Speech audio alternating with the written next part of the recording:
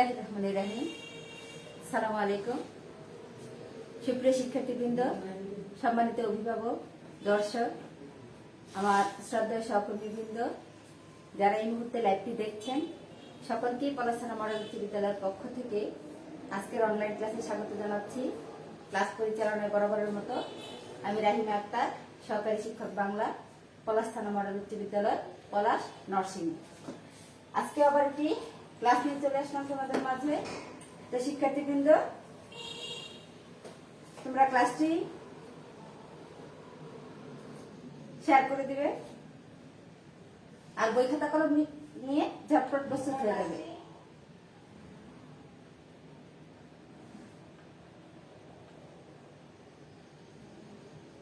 আমি একটি শেয়ার করে দিচ্ছি।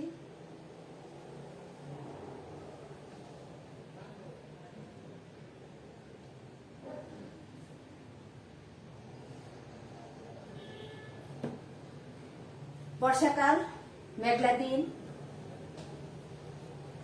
থেকে থেকে কি বৃষ্টি হচ্ছে। তো এমন দিনে চলো আমরা একটা কি বৃষ্টির গান শুনে আসি, তারপর আমরা ক্লাসে চলে যাচ্ছি।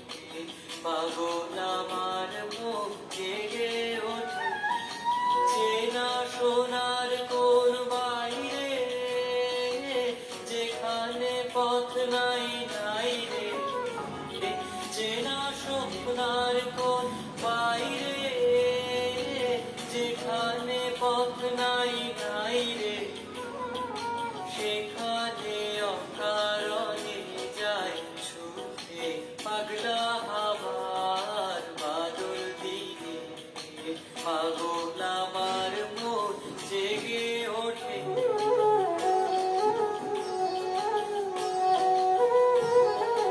ঘরের মধ্যে আর কি রে কোনো দিন পেয়ে যাবে ফিরে, ঘরের মুখে আর কি রে কোনো দিন সে যাবে ফিরে, এ যাবে না যাবে না বেয়াল যত সব গেল টুটে, যাবে না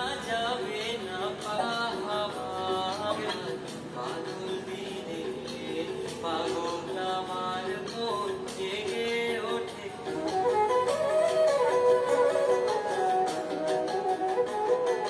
বৃষ্টি নেশা ভরা সন্ধ্যাবেলা, কোন বলরামে আমি চেলা, বৃষ্টি নেশা ভরা সন্ধ্যাবেলা, কোন বলরামে আমি চেলা, আমার স্বপ্ন কে নাচে মাতাল জুটে, যত মাতাল জুটে আমার স্বপ্ন ঘিরে নাচে মাতাল জুটে, যত মাতাল জুটে, জানা চাইবার তাই আজি চাই গো, জানা পাইবার তাই কোথা পাই গো, জানা চাইবার তাই আজি চাই গো, জানা পাইবার তাই কোথা পাই গো, পাবো না মরি অসম্ভবের পায় মাথা ফুটে,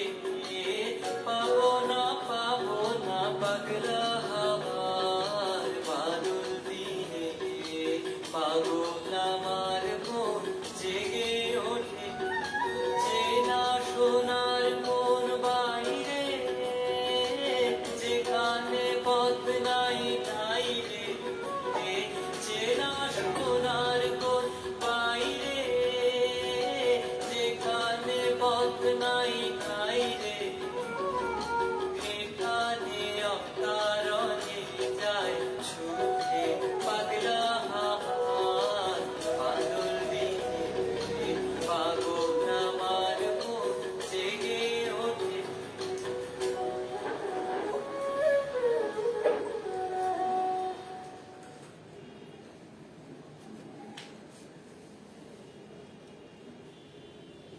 কেমন লেগেছে গানটি?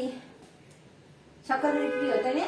আশা করছি খুব ভালো লেগেছে তোমাদের গানটি। তাহলে চলো আমরা এখন ক্লাসে চলে যাচ্ছি। আমরা পড়ছিলাম কি প্রত্যয় নিয়ে, তাই না? তো আজকে আমরা একটু দিয়ে দিচ্ছি একটি ধারাবাহিকতায় ভাগ করে নিয়ে আলোচনা করছিলাম প্রত্যয়ে। নিশ্চয়ই তোমাদের মনে আছে গত ক্লাসে আমি পড়েছিলাম কি কোন প্রত্যয়? সংস্কৃত প্রত্যয় নিয়ে আলোচনা করেছিলাম আমি গত ক্লাসে। তদ্ধিত আজকে আমরা করব তদ্ধিত প্রত্যয়। কৃত প্রত্যয় বাংলা এবং কৃত প্রত্যয় এই দুটো নিয়ে আলোচনা করেছিলাম। তো বিদেশি তদ্ধিত প্রত্যয়ে বাংলাটা নিয়ে আলোচনা করেছিলাম, তাই না? তদ্ধিত প্রত্যয়টাকে কয় ভাগে ভাগ করা হয়েছিল? 3 ভাগে। আজকে আমি সরাসরি নামটা দিয়েছি বিদেশি। তো এখানে তদ্ধিত প্রত্যয় 3 ভাগে ভাগ করা হয়েছিল। কৃত প্রত্যয়ের ক্লাস করেছি, তো আজকে হচ্ছে তদ্ধিত প্রত্যয়। তদ্ধিত প্রত্যয়কে 3 ভাগে ভাগ করা হয়েছিল। একটা হচ্ছে বাংলা, একটা হচ্ছে সংস্কৃত, আর একটা হচ্ছে বিদেশি। নিশ্চয়ই তোমাদের মনে আছে। তো বাংলা সংস্কৃত নিয়ে আলোচনা করেছিলাম। প্রত্যেক ক্লাসটি একটু দীর্ঘ হচ্ছে। এটা সহজে যাতে তোমরা বুঝতে পারো সেজন্য কি এই পদ্ধতিতে আমরা অল্প অল্প করে পড়ি। তো বাংলা তদ্ধিত প্রত্যয় নিয়ে আলোচনা করেছিলাম। আজকে হচ্ছে আমাদের বিদেশি তদ্ধিত প্রত্যয়। তাহলে চলো আমরা সরাসরি ক্লাসে চলে যাচ্ছি। তো বিদেশি তদ্ধিত প্রত্যয় কাকে বলবে? তদ্ধিত প্রত্যয় হচ্ছে কি নাম শব্দের পরে যে প্রত্যয় যুক্ত হয় সেই অনুপাতে কি তার নামটা চলে আসে। তো নাম শব্দের পরে যদি বিদেশি প্রত্যয় যুক্ত হয়ে যে প্রত্যয় গঠিত হবে সেটাই কি তদ্ধিত প্রত্যয়। নাম শব্দের পরে যদি বিদেশি প্রত্যয় যুগে নতুন শব্দ গঠন করে সেটা হবে বিদেশি তদ্ধিত প্রত্যয়। তাহলে আরেকবার আমরা বলি, নাম শব্দের শেষে যদি বিদেশি প্রত্যয় যুক্ত হয়ে নতুন শব্দ গঠন করে তাহলে সেটা হবে বিদেশি তদ্ধিত প্রত্যয়। তো এই বিদেশি তদ্ধিত প্রত্যয়গুলোকে এখানে আমি তুলে দিয়েছি। দেখো, এটা মূলত 2টা ভাগে বিদেশি তদ্ধিত প্রত্যয়। একটা হচ্ছে হিন্দি, তোমাদের বইতে যেরকম দেওয়া আছে, আর একটা হচ্ছে ফার্সি। হিন্দি এবং ফার্সি এই 2 ভাগে কি প্রত্যয়টাকে ভাগ করা হয়েছে, হিন্দি এবং ফার্সি। কিছু এই প্রত্যয়গুলোর মধ্যে কিছু প্রত্যয় আছে আমাদের হিন্দি, আর কিছু হচ্ছে কি ফার্সি। তো হিন্দি তো ইন্ডিয়ার ভাষা, সেটা আমরা জানি, ভারতের হিন্দি। আর ফার্সি হচ্ছে কি ইরানের ভাষা। ফার্সি ইরানের ভাষা, এটা আবার ফ্রান্সের ভাষা ভেবে কি ভুল করে ফেলো না কেউ।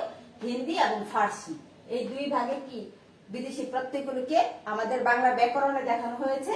তো চলো আমরা এখন প্রত্যয় চলে যাচ্ছি। যে 1 নম্বরে যে প্রত্যয়টা আছে সেটা হচ্ছে কি ওয়ালা বা আলা। ওয়ালা আলা, যেমন বাড়িওয়ালা, দিল্লিওয়ালা, মাছওয়ালা। তাহলে এটা কিভাবে হবে প্রত্যেকটা দেখো, বাড়ি যোগ ওয়ালা সমান সমান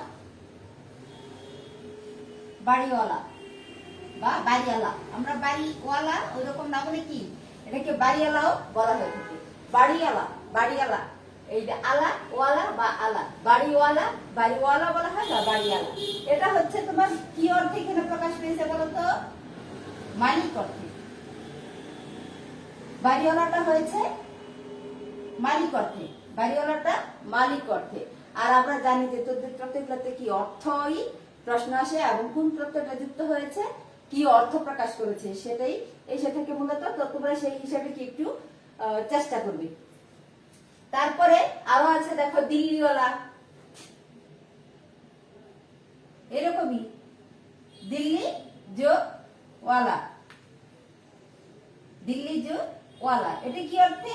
এটা হচ্ছে তোমার অভিবাসী, মানে দিল্লির অভিবাসী, অভিবাসী অর্থে এটা প্রকাশ করেছে, অভিবাসী অর্থ, তাই না? অভিবাসী অর্থে দিল্লিওয়ালা। তারপরে আছে মাছওয়ালা, মাছ যোগ ওয়ালা, একই নিয়ম, মাছওয়ালা, মাছওয়ালা।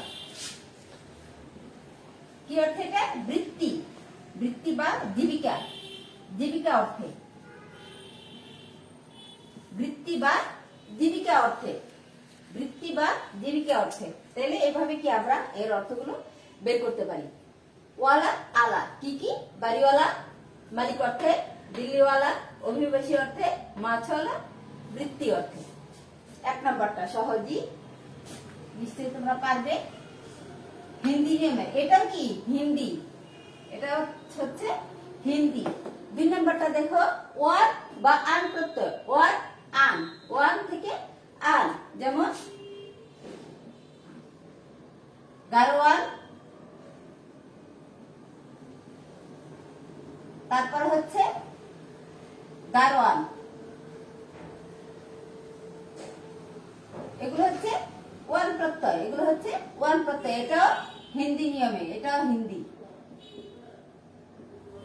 হিন্দি প্রত্যয়। তারপরে হচ্ছে আনা আনি, আনা আনি প্রত্যয়। 3 নম্বরে হচ্ছে তোমার আনা আনি প্রত্যয়, যেমন মুন্সি যোগ আনা, মুন্সি যোগ আনা সমান সমান মুন্সি আনা।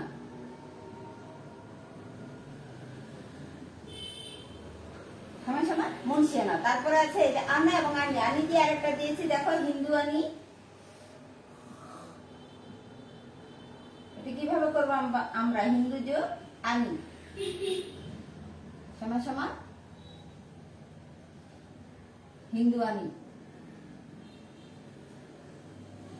এটাও হিন্দি নিয়মে, আনা আনি এটাও কি হিন্দি নিয়মে প্রত্যয় হয়েছে। তারপরে দেখো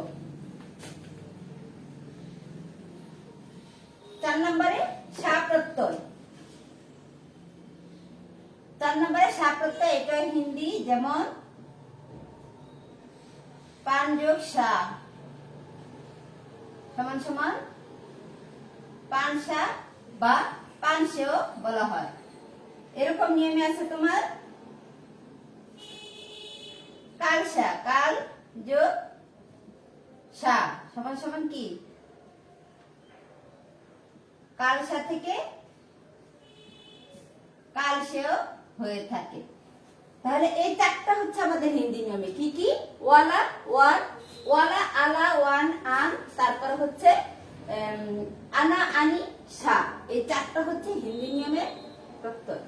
হিন্দি বিদেশের মধ্যে হিন্দি হচ্ছে এই 4টা, আর বাকি 6টা হচ্ছে তোমার ফার্সি। এটা একটু মনে রাখবে।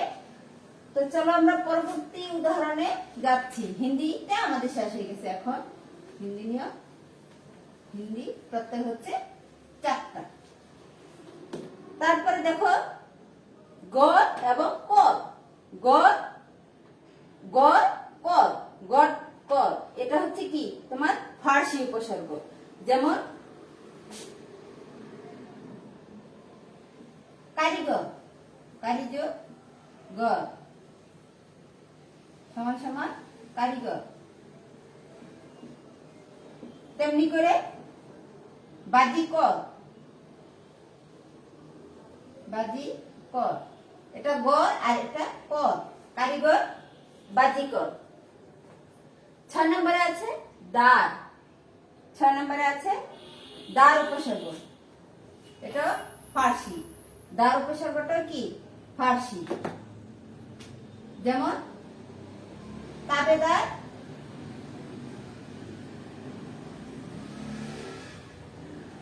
তারপরে খবরদার, খবর যোগ দার, দার উপসর্গ। তাবেদার, তাবেদার, খবরদার। তারপরে আরো আছে এমন চৌকিদার, ইত্যাদি হচ্ছে দার প্রত্যয়, সরি দার প্রত্যয় গঠিত শব্দ। দার প্রত্যয় তাবেদার, খবরদার, চৌকিদার। তারপরে আছে বাজ, দার প্রত্যয়ের পরে হচ্ছে বাজ, এটা হচ্ছে দক্ষ অর্থে। দেখো কলম যোগ বাজ সমান সমান কলম বাজ। তারপরে আছে ধোকা যোগ বাজ, এগুলো কি অর্থে প্রকাশ করে? দক্ষ। কলমবার, ঢোকাবার এগুলো কি দক্ষ অর্থে ব্যবহৃত হয়ে থাকে। বাজ উপসর্গ, দ্বার, বাজ। তারপরে দেখো বন্দি, আবার বন্ধ, বন্দি, বন্ধ উপসর্গ, বন্দি, বন্ধ উপসর্গ।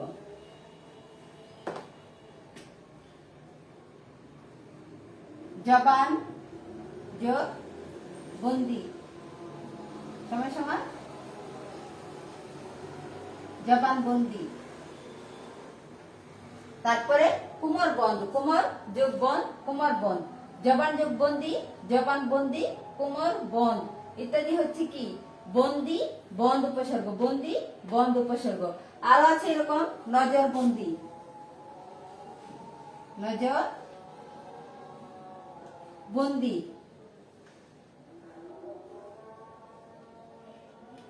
আর কুমর বন্ধ, এই যে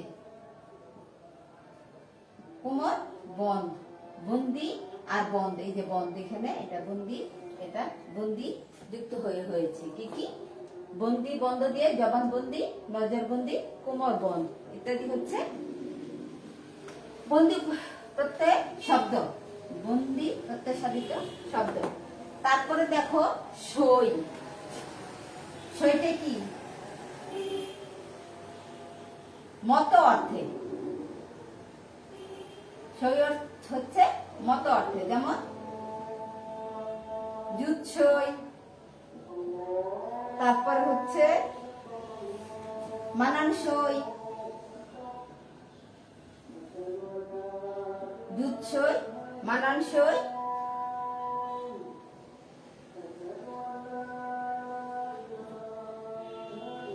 টেকসই ইত্যাদি সই উপসর্গে।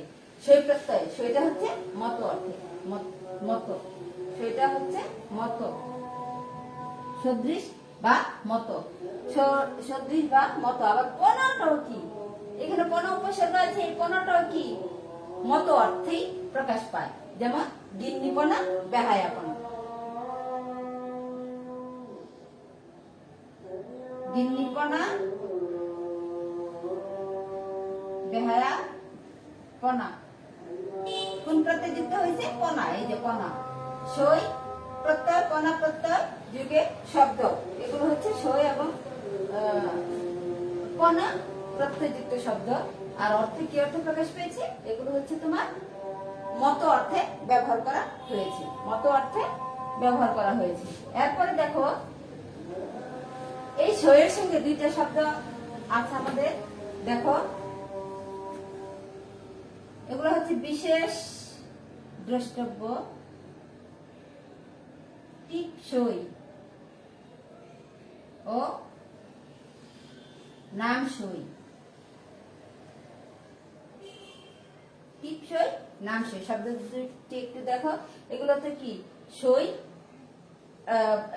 আছে, সইটা যুক্ত আছে, কিন্তু এটা কি এগুলো কি বিদেশি প্রত্যয় হবে না, এটা বিদেশি প্রত্যয় হবে না, কারণ এগুলো স্বাক্ষর অর্থে, টিপসই, নামসই এগুলা স্বাক্ষর অর্থে ব্যবহার করা হয়েছে। স্বাক্ষর শব্দ থেকে উৎপত্ত, স্বাক্ষর, স্বাক্ষর শব্দ থেকে উৎপন্ন, এটা মনে থাকবে নিশ্চয়ই তোমাদের। এটা আবার ভুল করে তোমরা বিদেশি প্রত্যয় দিয়ে দিও না, টিপসই ও নামসই, টিপসই ও নামসই এগুলো হচ্ছে কি স্বাক্ষর, স্বাক্ষর শব্দ থেকে উৎপন্ন। যারা লিখতে পারে না তারা কি এই যে আঙ্গুলের ছাপ দেয়, সেটা টিপসই, আর নামসই নাম লেখাটাই কি নামসই। তো এটা তোমরা একটু মাথায় রাখবে। আর বাকি প্রত্যয়গুলো কি আলোচনা এইভাবেই, শুধু টিপসই এবং নামসই এই শব্দ দুটো তোমরা মাথায় রাখবে, এটা হচ্ছে স্বাক্ষর শব্দ থেকে উৎপন্ন। তাহলে শিক্ষার্থীবৃন্দ, আজকে বিদেশি তদ্ধির প্রত্যয়ে আমাদের এই ছিল আলোচনা। তো আমরা একটু রিভার্সে যাচ্ছি, বিদেশি তদ্ধির প্রত্যয় কি। নাম শব্দের শেষে বিদেশি প্রত্যয় যুক্ত হয়ে যে নতুন শব্দ গঠিত হয় সেটাই হচ্ছে বিদেশি তদ্ধির প্রত্যয়। তো বিদেশি তদ্ধির প্রত্যয় তোমাদের নবম দশম শ্রেণীতে 10টা প্রত্যয় গঠিত শব্দ দিয়ে আছে। তো এইগুলো হচ্ছে 4টার মধ্যে হিন্দি আর 6টা হচ্ছে কি ফার্সি। তো হিন্দিগুলোর মধ্যে হচ্ছে ওয়ালা, আলা, তারপরে ওয়ান, আন, আনা, আনি, সা, এই 4টা হচ্ছে হিন্দি নিয়মে। এবং এগুলোর শব্দ উদাহরণ সহ বিশ্লেষণ করে আমি তোমাদের দেখিয়েছি। আর বাকি 6টা হচ্ছে গড়, কর, দাঁত, বাজ, বন্দি, সই, পোনা। এই 6টা হচ্ছে ফার্সি। এগুলো তোমরা বাসায় একটু চর্চা করবে। এটাই তোমাদের বাড়ির কাজ থাকবে যে বিদেশি তদ্বির প্রত্যেক দিয়ে কি তোমরা একটু বাসায় কি এগুলো চর্চা করবে, উদাহরণ লিখবে। তাহলে শিক্ষার্থীবৃন্দ, আজকের মতো এখানে শেষ করছি। পরবর্তী ক্লাসে আবার দেখা হবে। এর পরের ধাপটা নিয়ে সংস্কৃত তদ্বির প্রত্যয় আমাদের বাকি রয়েছে, তো সেটা আগামী ক্লাসে শেষ করে দিব ইনশাআল্লাহ। সে পর্যন্ত তোমরা সকলে ভালো থাকো, সুস্থ থাকো এবং নিরাপদে থাকো। আল্লাহ হাফেজ।